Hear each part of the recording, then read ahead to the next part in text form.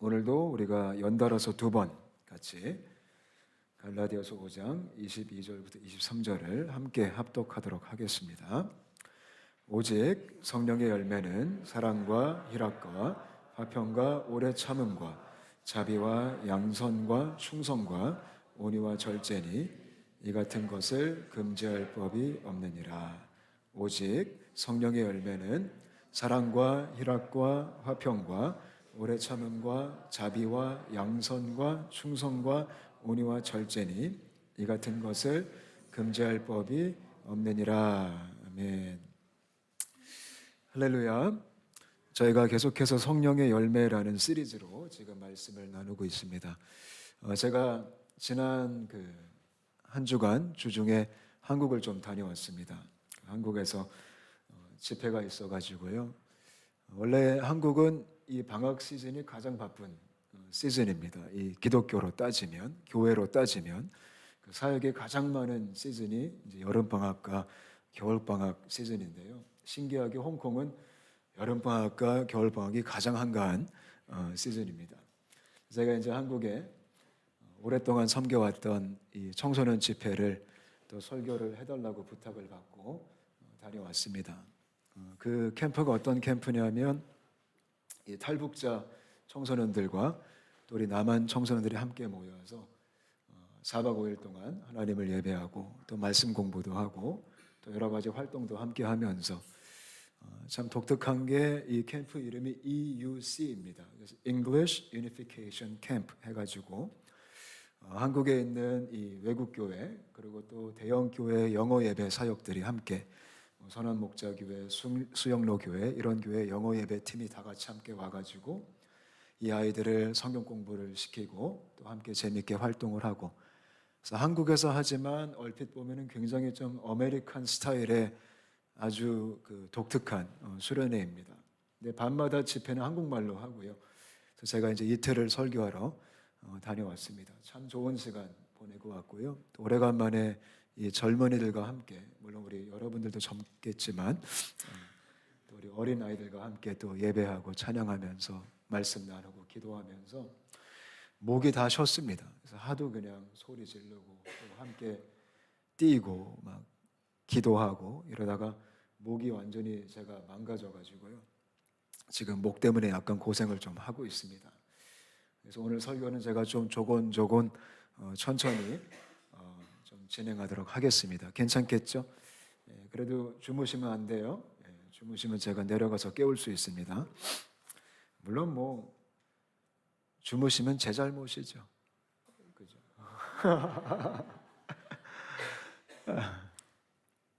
예전에 어떤 목사님이 설교를 하시는데 맨 앞에 앉아가지고 어떤 자식과 이제 엄마가 앉아 있는데 엄마가 그렇게 자더래요. 설교 시간에 그렇게 그냥 평안하게 주무셔서 이 목사님의 설교를 하시다가 그게 너무 좀 이제 저 마음이 불편해가지고 설교 중간에 그 아들한테 야야 네 엄마 좀 깨워라 이제 이랬대요. 이 아이가 아주 당돌한 아이예요. 갑자기 벌떡 일어서더니 아니 잠은 목사님이 재워놓고 나보고 깨우라고 하냐고. 참 목사님도 이상하고. 어찌되었든 제가 오늘 좀 천천히 이야기를 하도록 하겠습니다. 이 주보 안쪽 보시면 설교 노트가 남아 있습니다. 참고하시면서 들으셨으면 좋겠고요. 펜이 있으시다면 적으시면서 들으시면 조금 더 기억에 남으실 겁니다. 복습 먼저 할게요. 저희가 지난주에 오래 참음에 대한 공부를 했죠. 오래 참음. 성령의 열매의 특징 중에 하나가 오래 참는 겁니다. 저는 저와 여러분이 오래 참을 수 있게 되시기를 바랍니다. 나는 한국 사람이라서 오래 못 참아요. 그런 핑계는 되지 않았으면 좋겠고요. 우리는 한국 사람이라 할지라도 천국 백성이기 때문에 이런 성령님의 도우심 아래 오래 참는 은혜가 있게 되었으면 좋겠습니다. 오래 참는 건 크게 세 가지라고 제가 설명해 드렸죠. 참는 것이고 기다리는 것이고 견디는 것이다. 그게 바로 오래 참는 겁니다. 하나님의 성품이 오래 참는 겁니다. 우리 주님이 오래 참으십니다. 생각해 보면 하나님이 오래 참으시기 때문에 우리가 오늘도 살아갈 수 있는 겁니다. 만약에 하나님의 성격이 급하셨다면 어쩌면 우리는 아마 생존하지 못할 수도 있습니다. 우리 하나님이 노하기를 더디하시기 때문에 우리가 은혜로 살 수 있습니다. 그 노트 1번에서 3번 보시면 지난주 설교 내용을 대략적으로 한 문장으로 정리해 놨어요. 정욕과 분노를 참아야 되고요. 하나님의 뜻과 하나님의 때를 기다릴 수 있어야 되고요. 또한 우리가 자신과 타인에 대해서 조급하지 않고 인생의 고난 또 믿음의 고난을 견딜 수 있게 되시기를 바랍니다. 그게 바로 오래 참는 겁니다. 저도 참 참을성이 없는데요. 성령님께서 이런 은혜를 주셨으면 좋겠습니다. 목회는 제가 볼 때 참는 것 같습니다. 그리고 신앙생활 자체도 참는 것 같습니다. 우리 온사랑교회가 잘 참는 교회 되었으면 좋겠습니다. 오늘은 자비라는 겁니다. 자비. 영어를 보니까 mercy가 아니고 kindness입니다. kindness. 그러니까 kind하다. 이 자비라는 말이 헬라어로 크레스토테스라는 단어입니다. 이게 어떤 뜻이 있냐면 선하다라는 뜻이 있고요. 또 두 번째로 친절하다라는 뜻이 있고 또 세 번째로 독특하게 우정이라는 뜻도 있어요. 근데 가장 중점인 의미가 뭐냐면 이 크레스토테스는 불쌍히 여긴다라는 뜻이 있습니다. 그러니까 불쌍히 여기는 마음, 긍휼히 여기는 마음, 그게 바로 크레스토테스입니다. 그래서 긍휼히 여김으로 말미암아 내가 그 타인을 그 대상을 내가 용서하고 용납한다. 이게 성령의 열매의 자비의 뜻입니다. 저는 우리 마음 속에 이런 아버지의 마음이 부어지게 되시기를 축복합니다. 여러분 예수님 믿는 사람은 누구의 마음을 품고 살아야 되죠? 하나님의 마음을 품고 살아야 되죠. 우리 하나님의 마음이 자비의 마음입니다. 그래서 성령님께서 우리 마음 속에 그 마음을 주셨으면 좋겠습니다. 그래서 제가 오늘 설교 준비하면서 이 자비 그러면 성경에 가장 떠오르는 사람들이 있었습니다. 크게 두 종류의 사람이 떠올랐어요. 그 노트 3번 보시면 첫 번째가 우리가 너무나 잘 아는 선한 사마리아인입니다. 선한 사마리아인. 누가복음 10장에 나오죠. 예수님께서 바리새인들에게 이야기해 주신 비유였습니다. 선한 사마리아인. 이 이야기가 어떤 내용이죠? 우리가 잘 알듯이 이스라엘 사람이 유대 사람이 뭐를 만났죠? 강도를 만났어요. 근데 그 강도 만난 사람 앞에 몇 명이 지나칩니다. 율법 학자도 지나치고 바리새인도 지나치고 다 지나칩니다. 근데 아무도 안 도와주고 누가 도와줬죠? 사마리아인이 도와줬습니다. 그 이야기를 예수님께서 하시면서 하나님께서 기뻐하시는 자비가 무엇인지를 아주 명확하게 설명을 해주고 있습니다. 우리가 몇 가지 기억했으면 좋겠어요. 이 자비라는 게 어떤 특징이 있냐면 자비라는 것은 그 인간의 갈등을 이 갈등 구조를 초월하는 것입니다. 여러분 사마리아인이 있고 이스라엘 사람이 있습니다. 이 둘이 이 당시 어떤 관계였냐면 갈등의 관계였습니다. 이 둘은 친하지가 않았어요. 특히 사마리아인들이 피해자였습니다. 가해자가 이스라엘 사람입니다.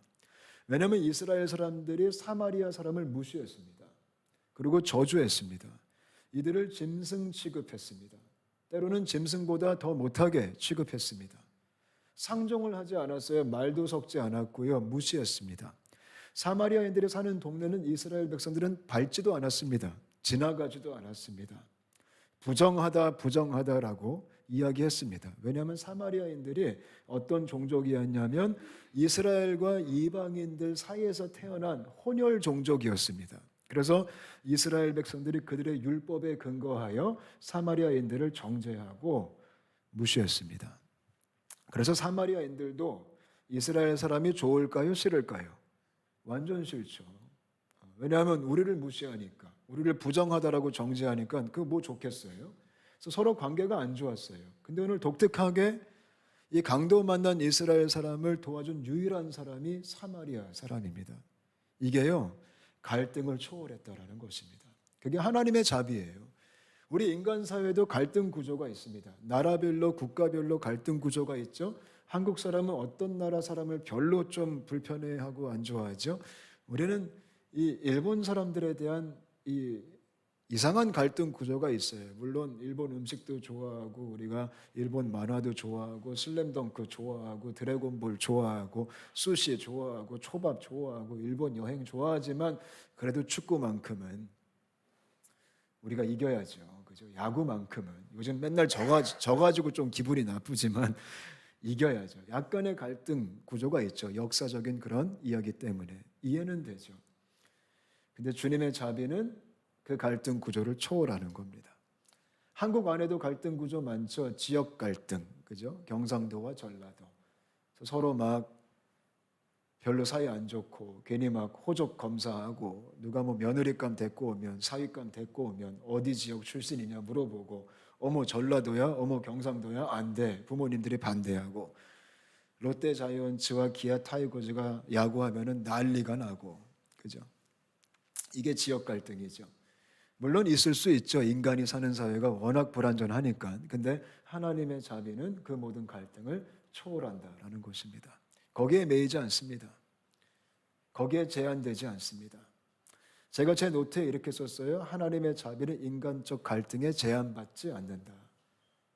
그러니까 수많은 제한들이 존재할 수 있지만 성령님께서 허락하시는 자비는 그걸 다 초월해버립니다. 뛰어넘습니다. 전 이 마음이 우리 속에 있게 되시기를 바랍니다. 내가 좋아하는 사람만 도와주는 게 자비가 아니라는 겁니다. 내 원수마저도 도와줄 수 있는 게 하나님, 성령님께서 허락하시는 자비로움입니다. 우리는 골라서 자비를 베풀 때가 있죠. 근데 우리 주님은 골라서 자비를 베풀지 않으신다라는 겁니다. 자격을 초월합니다. 우리는 자격을 보고 자비를 베풀 때가 있죠. 이 사람은 충분히 자격이 되니까 우리가 돕자. 근데 성령님이 허락하는 자비의 열매는 자격을 보지 않습니다. 자격 따지지 않습니다. 간혹가다 우리 교회 안에서도 기독교 공동체 안에서도 누구를 후원할 때 우리가 심사할 때가 있어요. 후원받기에 합당한가? 우리가 심사를 해보자. 어떤 사역을 하느냐? 보고를 좀 해봐라. 인포메이션 달라.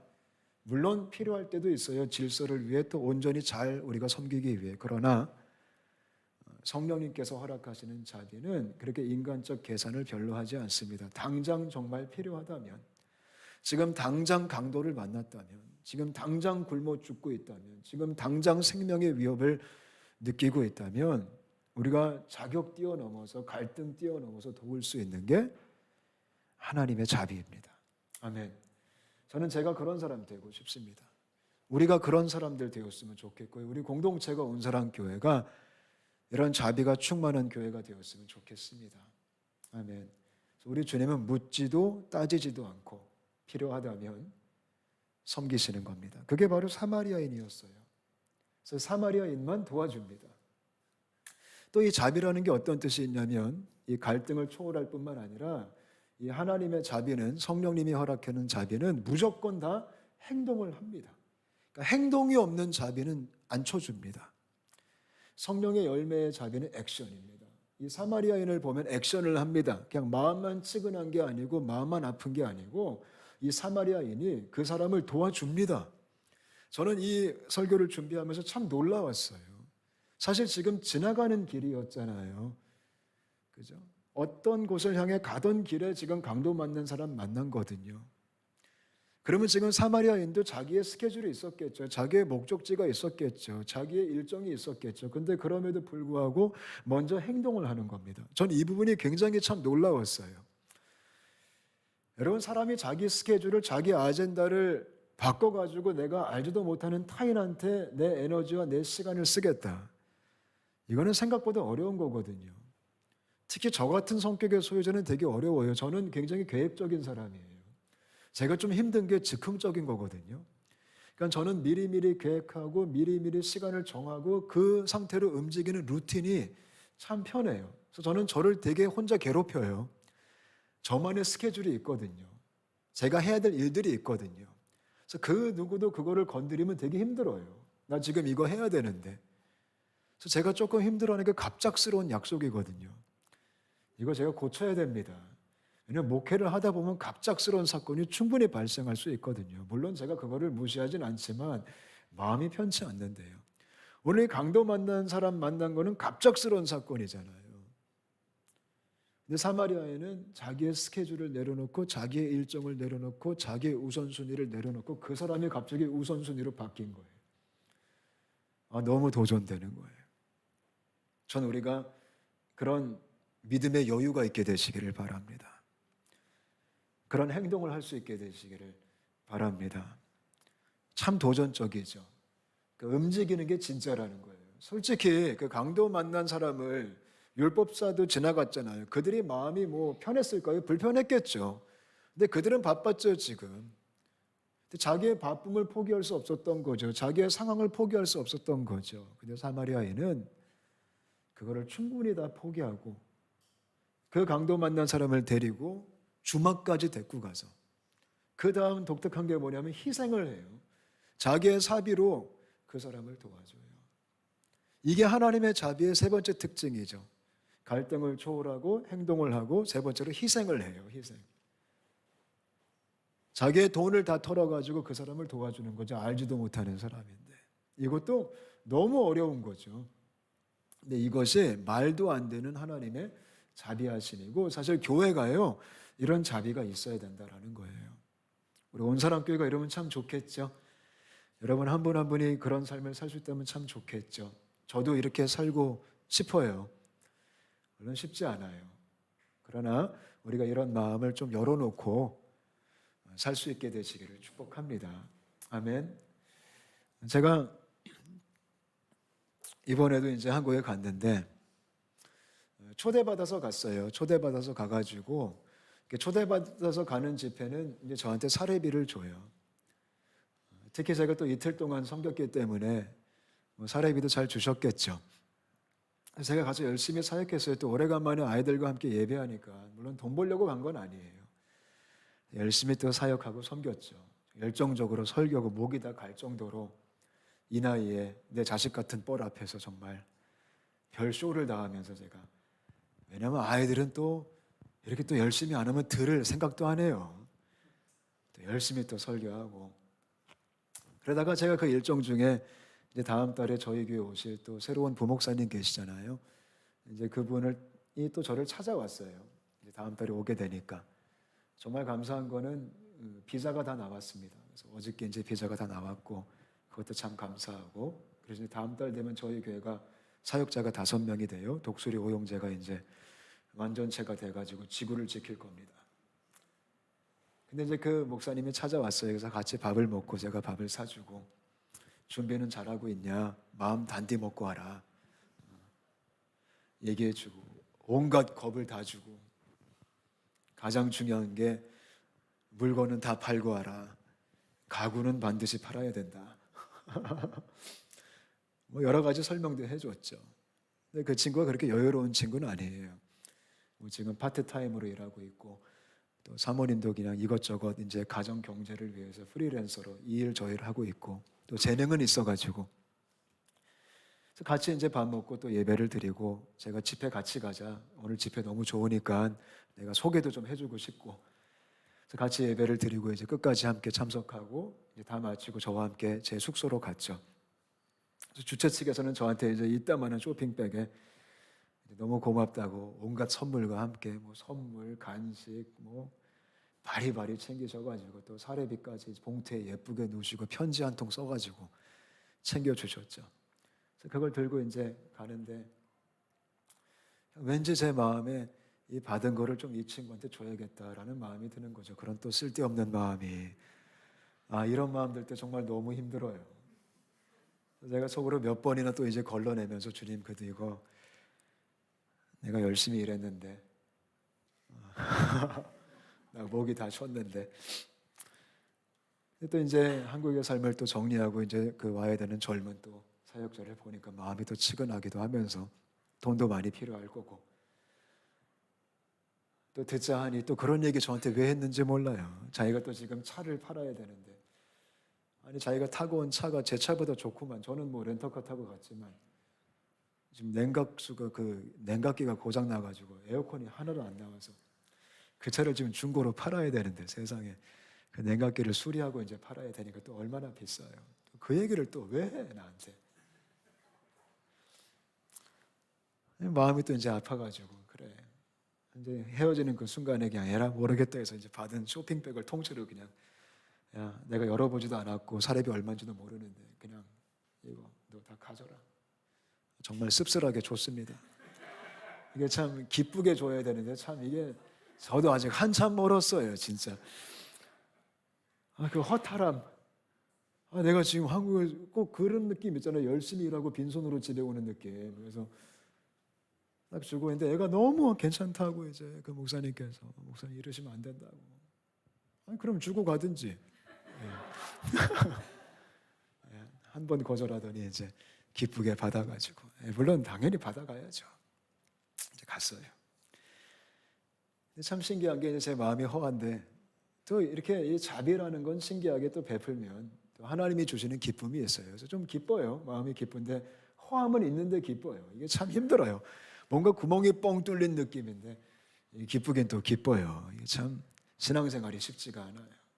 너무 궁금한 거예요, 그 친구한테. 그래서 제가 카톡을 보냈죠. 집엔 잘 갔냐? 야, 근데 혹시 그거 차는 고칠 수 있는 금액이더냐? 제가 이제 또 제가 또 안 열어봤으니까 또 그 괜히 궁금해가지고 참 저도 이렇게 제가 이렇습니다 수준이 확인도 하고 싶어가지고 그랬더니 얘가 카톡이 왔어요. 목사님 깜짝 놀랐습니다. 제가 왜? 그랬더니 아니 세상에 150만 원이 들어있었대요.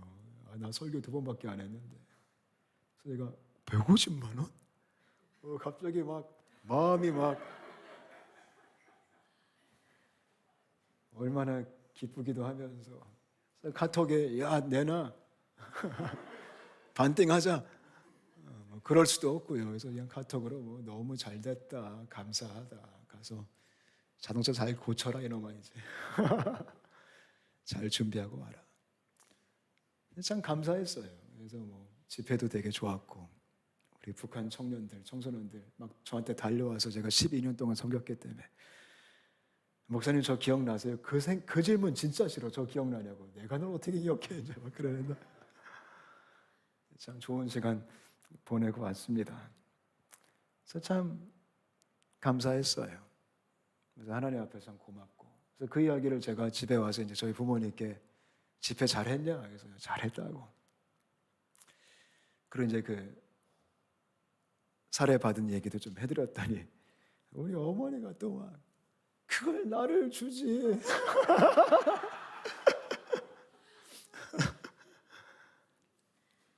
이 설교 또 들으실 텐데. 네. 너무 기뻐하시고 저희 어머니 너무 잘했다고, 괜찮다고. 또 제가 저희 부모님께 이번에 또 선물을 거하게 가져갔거든요. 제가 또 선물을 우리 막내를 제가 몰래 데리고 갔어요. 저희 부모님은 막내를 너무 좋아하시거든요. 이 막내 때문에 안달이 나신 분들이 저희 부모님이신데 제가 막내를 몰래 초특급 비밀 작전으로 우리 막내한테도 서울 가는 그날 알려줬어요. 너 오늘 간다? 얘가 너? 막 이러는 거예요. 그래서 또 공항도 못 데려오게 원래 저 혼자 가면 아무도 공항 안 나오거든요. 그래서 저 혼자 가는 거 다 하려고 공항철도 타고 막내가 오는 거 알았으면 부모님 공항 나오셨어요. 근데 이제 저 혼자 공항철도 갔더니 가서 이제 막내 서프라이즈로 드리니까 또 모든 게 또 용서가 되고 얼마나 기뻐하시든지. 근데 하나님의 자비는 이렇게 행하고 마음으로 끝나는 게 아니에요. 마음으로 끝나는 게 아니라 약간 우리가 좀 허전함을 느껴도 이 행동이 있는, 희생이 있는 우리 교회가 그런 교회 됐으면 좋겠어요. 저희 교회가 그렇게 많이 섬겼으면 좋겠어요. 그래서 제가 이번에 그 탈북자 학교 교장님께 그런 말씀도 했어요. 우리 교회가 좀 작은 교회지만 그래도 이 탈북자 학교와 우리 교회가 함께 동역하면서 이 아이들에게 좀 장학금을 주고 이러면 얼마나 좋겠어요. 그 아이들이 거기서 공부하고 거기서 세움받고 또 거기서 있는 아이들이 사역자가 된 아이들이 있어요. 그 얼마나 아름다운 사역이에요. 그래서 그런 사역 또한 같이 했으면 좋겠다라는 또 소망이 생긴 거죠. 이 사마리아인 이야기를 보면은 갈등을 초월하고 행동을 하고 희생할 뿐만 아니라 이 사마리아인은 또 끝까지 책임을 져요. 끝까지. 내가 돌아와서 지금 나 바쁜데 가서 일 보고 돌아오는 길에 한 번 더 들리겠다. 이것도 놀라운 거예요. 그냥 한 번 도와주고 끝이 아니라 끝을 보겠다라는 거예요. 내가 오는 길에 들려가지고 나머지 마저 정산하고 그 사람 잘 지내는지 내가 한번 보겠다. 이게 하나님의 자비예요.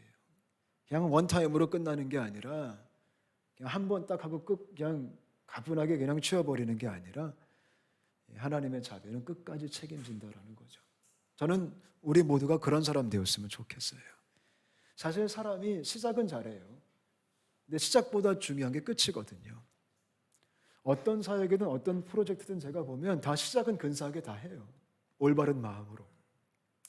근데 끝이 시들시들할 때가 있어요. 근데 그게 굉장히 아쉽죠. 근데 끝이 좋을 때 아름다운 열매가 맺히거든요. 저는 여러분 한 분 한 분이 끝이 좋은 크리스천 되었으면 좋겠어요. 저도 마찬가지고요. 시작은 좀 허접할 수 있어도 끝이 아름답다면 아름다운 열매를 하나님께 드릴 수 있는 거예요. 수많은 목사님들이 시작은 잘해요. 근데 은퇴할 때 보면 좀 아쉬울 때가 많아요. 우리가 열왕기상, 열왕기하, 역대상하를 보면 수많은 이스라엘 유다 왕들이 시작은 참 잘할 때가 있지만 끝이 이상할 때가 있어요. 히스기야 왕 얼마나 좋아요. 근데 끝이 좀 아쉬워요. 저는 우리 교회가 끝이 좋았으면 좋겠어요. 아멘. 그게 하나님의 자비예요. 끝까지 책임을 지는 거예요. 또 두 번째 제가 생각났던 이야기가 사도행전 9장 36절부터 보면 여제자 다비다라는 사람이 나와요. 굉장히 짧은 분량이에요. 근데 이 사람도 자비의 아이콘이에요. 제가 한번 읽어드릴게요. 찾진 마세요. 9장 36절부터 보면 사도행전 요바에 다비다라 하는 여제자가 있으니 그 이름을 번역하면 도르가라. 선행과 구제하는 일이 심히 많더니 그때 병들어 죽음에 시체를 씻어 다락에 누이니라. 롯다가 요바에서 가까운지라 제자들이 베드로가 가서 거기 있음을 듣고 두 사람을 보내어 지체 말고 와달라고 간청하여 베드로가 일어나 그들과 함께 가서 이르매 그들이 데리고 다락방에 올라가니 모든 과부가 베드로 곁에 서서 울며 도르가가 그들과 함께 있을 때에 지은 속옷과 겉옷을 다 내보이거늘. 그러니까 다비다라는 여제자가 있었어요. 이 다비다라는 이름을 번역하면 도르가라고 해요. 이름이 참 웃기죠, 도르가. 근데 이 자매가 어떤 특징이 있었냐면 선행과 구제가 심히 많았더라. 그게 이 자매의 삶의 별명이었어요. 그러니까 살아생전에 지금은 돌아가셨는데 선행과 구제가 충만해서 이 동네 사람들이 이 사람이 죽은 게 너무 안타까워서 베드로를 청해서 하나님이 다시 한번 살릴 정도로 너무나 아름다운 선행과 구제를 베풀었던 인물이에요. 근데 놀라운 게 뭐냐면 이 사람의 특징이 뭐냐면 누구한테 선행을 베풀었냐면 누구한테 구제를 했냐면 오늘 사도행전 말씀 보니까 바로 과부예요. 과부가 이 당시 누구죠? 경제적인 능력이 전혀 없는 불쌍한 사람들이에요. 이 당시 고아와 과부는 생존 자체가 힘든 사람들이에요. 근데 도르가가 그 사람들을 도와준 거예요. 그 사람들을 섬긴 거예요. 여러분 그런 사람들을 섬기면 돌려받을 수 있어요? 못 돌려받아요. 그게 자비의 특징이에요. 하나님의 자비는 내가 돌려받을 수 없는 사람을 섬기는 거예요. 내가 나한테 페이백을 할 수 없는 그분들에게 선행을 베푸는 거예요. 우리는 은근히 보상 심리가 있어요. 보상 심리. 내가 이렇게 해주면 언젠가는 네가 밥을 쏘겠지. 이런 보상 심리가 작용하죠. 근데 하나님의 자비는 보상 심리가 없어요. 그냥 일방적으로 주고 끝나는 거예요. 우리가 그런 마음이 있어야 돼요. 성경도 그런 말씀 하잖아요. 남한테 돈을 꿔줄 때 그냥 줘라. 그거 받을 생각하지 말고. 꿔주려면 그냥 그렇게 해야 된다. 물론 받으면 좋죠. 근데 우리가 섬기는 대상 자체가 정말로 힘들고 정말로 어려워서 우리가 그들에게 어떤 보상도 받을 수 없을 만큼 그 마음, 그게 바로 다비다의 특징이었어요. 그래서 베드로 불러다 놓고 모든 과부들이 모여서 너무 이 장면이 아름답지 않아요? 다 모여가지고 도르가가 살아생전 만들어준 겉옷과 속옷을 보이면서 이거 나한테 만들어줬는데 제발 살려주세요. 이거 나한테 줬는데 정말 제발 살려주세요. 그러니까 수많은 사람들이 이 도르가의 다비다의 마지막 길에 함께하는 그 사람의 아름다운 삶을 이야기하는 너무 부러운 거예요. 제가 이거 묵상하다가 내가 이 다음에 늙었을 때 이렇게 옷 들고 찾아오는 사람이 있을까? 겉옷 들고 속옷 들고 뭔가 들고 이렇게 찾아오는 사람이 있을까? 야, 그때 한 명도 없으면 정말 슬프겠다. 전 여러분의 노년에 많은 사람들이 찾아왔으면 좋겠어요. 그때 너무 고마웠어요 이러면서. 그때 너무 감사했어요. 그것 때문에 오늘날 제가 있어요. 이런 말 할 수 있는 사람이 많다면 얼마나 좋겠어요. 할렐루야. 그게 자비로운 사람이에요. 그게 성령의 사람이에요. 제가 볼 때 이게 진짜 영적 능력이거든요. 영적 능력은 뭐 기도 잘하고 뭐 기적을 행하고 표적을 행하는 게 아니라 이게 진짜 살아있는 영적 능력이에요. 저는 우리가 이런 영적 능력이 있었으면 좋겠어요. 아멘. 뭐 제가 저희 가족 얘기해서 좀 죄송하지만 저는 저희 부모님을 되게 존경해요. 연초에 여기 오셨었잖아요. 제가 존경하는 이유는 여러 가지 있을 수 있겠지만 저희 부모님은 제가 옆에서 봤을 때 자식으로서 너무나 많은 분들을 돕고 사셨어요. 근데 제가 가장 자녀로서 뿌듯할 때가 뭐냐면 지금 연세가 많으시죠. 아버지가 벌써 뭐 80 중반이시고 이제 그러신데 지금 뭐 빌빌거리세요. 딱 보면 마음이 아파요. 너무 이제 쇠하여지셔가지고. 근데 지금도 제가 볼 때 놀라운 게 뭐냐면 지금도 너무나 많은 분들이 우리 부모님을 찾아오세요. 고맙다고. 제가 볼 때 똑같은 할아버지 같은데 할아버지가 할아버지를 찾아와서 고맙대요. 우리 아버지와 함께 일했던 오래전에 수년 전에 수십 년 전에 함께 회사 생활했던 부하 직원들이 찾아와요. 그거 쉽지 않잖아요. 부하 직원이 찾아와요. 그래서 그걸 제가 옆에서 보면은 정말 뭐 우리 부모님이지만 참 잘 사셨나 보다. 그렇게 퍼주시더니 그렇게 섬기시더니 지금은 정말 아무것도 없으시거든요. 지금 보면 좀 초라해 보이실 때가 있어요. 근데 그런 장면 자체가 얼마나 저한테 도전이 되는지. 나도 저렇게 늙고 싶다. 아멘. 여러분 주변에 옷 들고 찾아오는 사람들이 많아지게 되시기를 축복해요. 우리 온사랑교회가 그런 교회 됐으면 좋겠어요. 아멘. 온사랑교회 때문에 살았습니다. 온사랑교회 때문에 힘을 얻게 되었습니다. 당신들의 교회 때문에 내가 새 삶을 시작할 수 있었습니다. 할렐루야. 아멘. 그게 성령의 열매로 주어지는 자비입니다. 자비. 자, 마지막 4번 보시면 자비로운 사람이 되자라고 제가 썼어요. 어떻게 하면 자비로운 사람이 될 수 있을까요? 우리가 어떻게 하면 이런 성령의 열매의 자비가 진짜 우리 안에 있는 그런 삶을 살 수 있을까요? 첫 번째 중요한 거예요. 가장 중요한 게 뭐냐면 자비를 우리가 소유하기 위해서는 내가 자비를 받은 자임을 잊지 말아야 돼요. 여러분 우리 모두는 이미 자비 받은 사람이에요. 아멘이시죠? 누구한테요? 하나님한테요. 하나님한테. 예수 믿는 모든 사람들이 이미 엄청난 자비와 엄청난 사랑을 우리가 이미 얻었어요.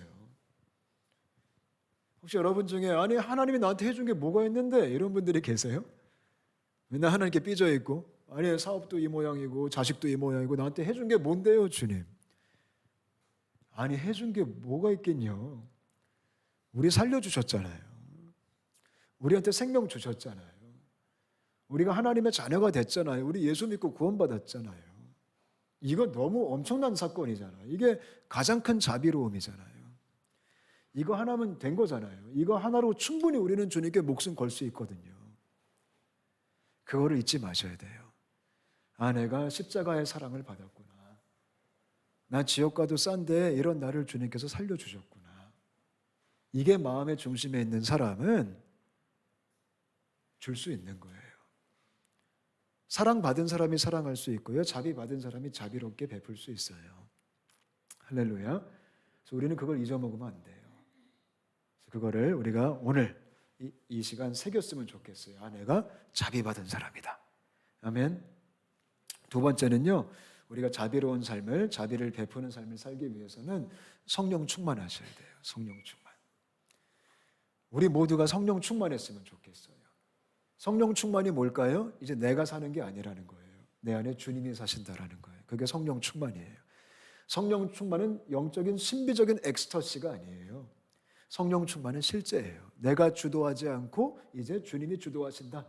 그게 성령 충만한 상태거든요. 내 마음이 앞서는 게 아니라 주님 마음으로 살겠다. 그게 성령 충만이에요. 날마다 성령 충만하시기를 바라요. 주님 오늘 하루도 내가 내 마음으로 살지 않고 주님 마음으로 살게 해 주십시오. 그런 자들이 자비를 베풀 수 있어요. 할렐루야. 또 마지막으로 우리가 자비를 베푸는 삶을 살기 위해서는 이거는 굉장히 프랙티컬한 건데요. 실천적인 것인데 주변을 살피셔야 돼요. 주변. 그러니까 예수 믿는 사람은요. 그 경주하는 말처럼 이렇게 눈 가리게 하고 사는 사람들이 아니에요. 우리는 주변을 봐야 돼요. 왜냐하면 주님께서 말씀하시기를 가난한 자는 항상 누구 옆에 있을 것이다? 우리 옆에 있을 거래요. 평생. 우리가 섬겨야 되는 사람들, 우리가 손을 내밀어야 되는 사람들이 항상 있을 거래요. 그래서 우리가 이기적으로 내 가족, 내 교회, 개교회주의, 개가족주의 이렇게 살아가는 게 아니라 개인주의가 아니라 예수 믿는 사람은 좀 눈을 넓게, 마음을 넓게 우리가 열면서 살 수 있게 되시기를 바라요. 부지런히 살피셔야 돼요. 왜냐하면 눈에 안 뜰 수도 있거든요. 강도 만난 사람들이. 근데 이렇게 막 살피기 시작하면 또 진짜 눈에 많이 들어오거든요. 그럼 또 되게 피곤해져요. 사실. 제가 싫어하는 SNS가 페이스북이거든요. 근데 제가 페이스북을 진짜 오랫동안 하고 있고 또 페이스북 친구가 진짜 많아요. 오래 하다 보니까. 또 제가 여러 군데 사역을 다니다 보니까 친구가 정말 많고 사역자들, 선교사님들 정말 많이 저하고 교제하는데 정말 그거 지워버려야 될까 봐요. 거기 보면 딱한 사정이 얼마나 많이 올라오는지 막 지금 이렇게 힘들다 저렇게 힘들다 지금 뭐 교회가 불탔다. 아니 교회가 불타면 어떡 해요 세상에. 그러면 그거 보면은 이게 가만히 있을 수가 없잖아요. 또 그냥 지나칠 수도 없고 괜히 나중에 생각나고. 그러면서 이제 뭐 아내하고 상의해서 일로 보내고 절로 보내고 막 이러다 보면 정신을 못 차리겠고. 그게 크리스천 삶이에요. 그래서 어떤 분이 저한테 그러셨어요. 마지막으로 말씀드릴게요. 예수 믿는 삶은 그냥 퍼주는 삶이다. 그게 크리스천이에요. 내가 있어서 퍼주는 게 아니라 없어도 퍼주고 있는 거 퍼주고 마치 그 친정집에 그 시집 보낸 딸이 왔을 때 그 친정 어머니가 바리바리 별거 다 끓여서 싸주듯이 That's Christian, that's church. 그게 교회라는 거예요. 그래서 제가 일부 예배 때도 이런 얘기 드렸지만 이런 얘기 해도 되는지 모르겠지만 전 저희 교회가 마음껏 퍼주는 교회가 되었으면 좋겠어요. 아멘. 그러니까 교회는 재정을 쌓아놓는 곳이 아니에요. 흘려보내는 곳이에요. 물론 지혜가 필요하죠. 그러나 잘 흘려보내기 위해 지혜가 필요한 거예요. 그냥 교회 고가는 항상 좀 불안불안해야 돼요. 이제 많이 채워졌네, 든든하다. 그러면 큰일 난 거예요. 그러면 교회가 변질된 거예요. 항상 뭔가 초조해야 돼요. 그게 우리가 사역을 잘하고 있다는 증거예요. 그래서 일부 예배 때는 이 재정부 섬기는 분들이 많이 계시거든요. 그래서 제가 그런 말씀 드렸어요. 우리 교회 재정이 항상 불안했으면 좋겠다. 아니 다른 이유가 아니고 우리가 정말 잘 섬기기 때문에. 근데 저는 확신해요. 하나님이 인도하실 거예요.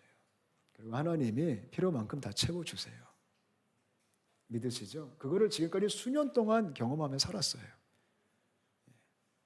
그래서 우리가 그런 믿음의 삶을, 그런 자비의 삶을 살 수 있게 되시기를 축복합니다. 같이 한번 기도하겠습니다.